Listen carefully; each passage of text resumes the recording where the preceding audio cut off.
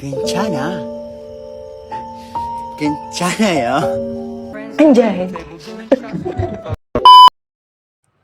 Assalamualaikum warahmatullahi wabarakatuh.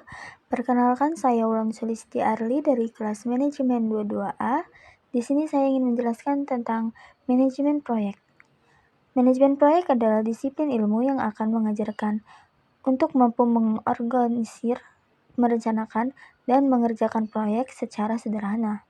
Melalui manajemen proyek, bisa diajarkan untuk membuat berbagai tools yang dapat menghemat waktu dan biaya dalam mengerjakan tugas di perusahaan.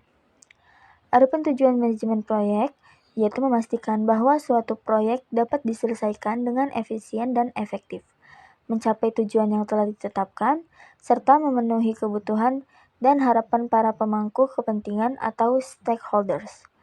Beberapa tujuan utama dari manajemen proyek melibatkan aspek-aspek berikut. Yang pertama, menentukan tujuan proyek.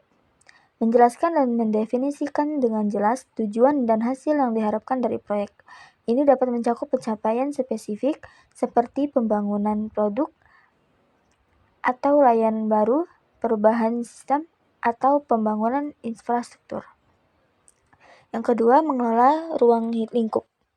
Memahami dan mengendalikan ruang lingkup proyek untuk memastikan bahwa proyek tetap fokus pada tujuan utama dan tidak terjadi perubahan yang tidak direncanakan atau tidak terkendali. Yang ketiga, mengelola waktu. Menetapkan jadwal proyek, mengidentifikasikan jalur kritis, dan memastikan bahwa proyek diselesaikan dalam waktu yang telah ditetapkan. Manajemen waktu melibatkan perencanaan, pelaksanaan, pemantauan, dan pengendalian waktu. Yang keempat, mengelola biaya. Memastikan bahwa proyek tetap dalam anggaran yang telah ditetapkan.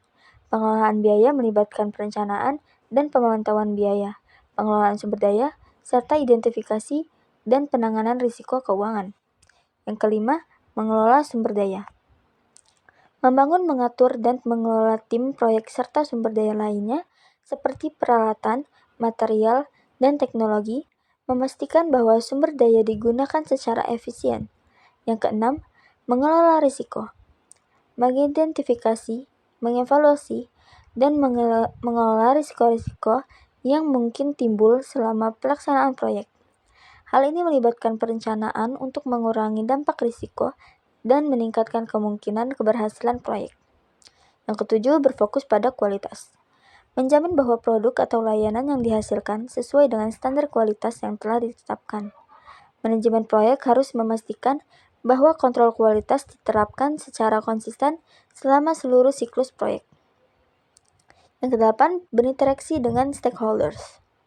Berkomunikasi secara efektif dengan stakeholders atau semua pemangku kepentingan termasuk klien, tim, proyek, pemasok, dan pihak lain yang terlibat. Memastikan bahwa semua pihak terlibat memahami dan setuju dengan progres dan perubahan proyek. Yang terakhir, menutup proyek dengan kesuksesan. Memastikan bahwa semua tugas dan deliverables proyek diselesaikan dengan baik. Evaluasi proyek dilakukan dan pelajaran yang dipetik untuk meningkatkan manajemen di masa mendatang. Melalui pencapaian tujuan-tujuan ini, manajemen proyek berkontribusi pada keberhasilan proyek dan memastikan bahwa proyek tersebut memberikan nilai tambah yang diinginkan oleh pemangku kepentingan. Tahapan-tahapan manajemen proyek. Manajemen proyek melibatkan sejumlah tahapan atau langkah-langkah untuk merencanakan, melaksanakan, dan menyelesaikan proses proyek dengan sukses. Tahapan-tahapan tersebut dapat bervariasi tergantung pada metodologi manajemen proyek yang digunakan. Namun secara umum, terdapat beberapa tahapan umum yang sering ditemui dalam manajemen proyek. Berikut adalah tahapan-tahapan tersebut. Yang pertama, inisiasi. Tahap inisiasi adalah awal dari proyek di mana ide atau kebutuhan untuk proyek diidentifikasi. Pada tahap ini, perluasan gagasan dan perencanaan proyek termasuk identifikasi pemangku kepentingan utama dan tujuan proyek. Kedua, perencanaan. Tahap perencanaan melibatkan pengembangan perencanaan proyek yang terperinci, termasuk penentuan tujuan, ruang lingkup, jadwal waktu, alokasi sumber daya, dan identifikasi risiko. Ini juga mencakup pengembangan rencana, manajemen komunikasi, dan pengelolaan perubahan. Yang ketiga, eksekusi. Pada tahap eksekusi, rencana proyek diimplementasikan, tim proyek bekerja untuk menyelesaikan tugas-tugas dan menghasilkan deliverable sesuai dengan spesifikasi yang telah ditetapkan. Manajemen proyek memainkan peran penting dalam mengkoordinasikan aktivitas dan memastikan penggunaan sumber daya yang efisien. Keempat, pemantauan dan pengendalian. Pada tahap ini, kemajuan proyek dipantau secara rutin untuk memastikan bahwa proyek berjalan sesuai rencana. Pengendalian dilakukan untuk menangani perubahan-perubahan yang mungkin terjadi dan memastikan bahwa proyek tetap berada dalam kendali. Kelima, penutupan. Setelah proyek mencapai tujuan utama dan semua kegiatan telah diselesaikan, tahap penutupan dimulai. Ini melibatkan penyelesaian dan pengiriman deliverable, evaluasi kinerja proyek, pemenuhan kontrak, dan pembuatan laporan akhir. Tim proyek juga mengevaluasi pelajaran yang dipetik dari proyek untuk perbaikan di masa mendatang. Adapun cara menerapkan manajemen proyek, yaitu yang pertama, proses group initiation. Dalam mengerjakan proses group initiation, terdapat dua proses penting yang harus dilakukan, yaitu membuat project charter dan mengidentifikasi stakeholders. Membuat project charters. Pada proses pertama, akan diminta untuk membuat dokumen yang berisikan data proyek atau tujuan gambar dasar perencanaan proyek seperti objek, tujuan proyek, ide kasar, waktu yang ditentukan untuk mengerjakan proyek, serta stakeholders dan milestone inti. Dari dokumen tersebut, dapat melihat agensi proyek serta bagaimana dampaknya untuk perusahaan. Jika mengerjakan beberapa proyek dalam waktu bersamaan, project charter akan sangat membantu untuk menentukan proyek mana yang paling menguntungkan dan perlu dijalankan lebih dahulu. Karena itulah project charter akan sangat menghemat waktu, tenaga, dan uang perusahaan sebab hasil dari PC dapat Anda berikan pada pihak atasan atau sponsor untuk mendapatkan persetujuan jika proyek dirasa mendesak, maka dapat segera dijalankan.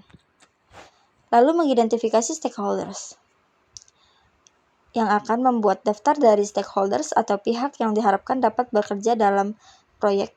Untuk mempermudah, dapat membuat dokumen pada Excel yang berisikan nama stakeholders, jabatan, serta informasi kontak. Lalu yang kedua, project planning. Setelah proses inisiasi grup selesai, dapat dilanjut ke tahap project planning atau perencanaan. Denny Sazal, seorang manajer PwC Consulting dan founder The Career Mastery, menjelaskan proses perencanaan merupakan lanjutan dari proses inisiasi di mana dokumen-dokumen yang telah dibuat. Dalam proses inisiasi akan dijabarkan lebih rinci melalui dokumen kebutuhan proyek.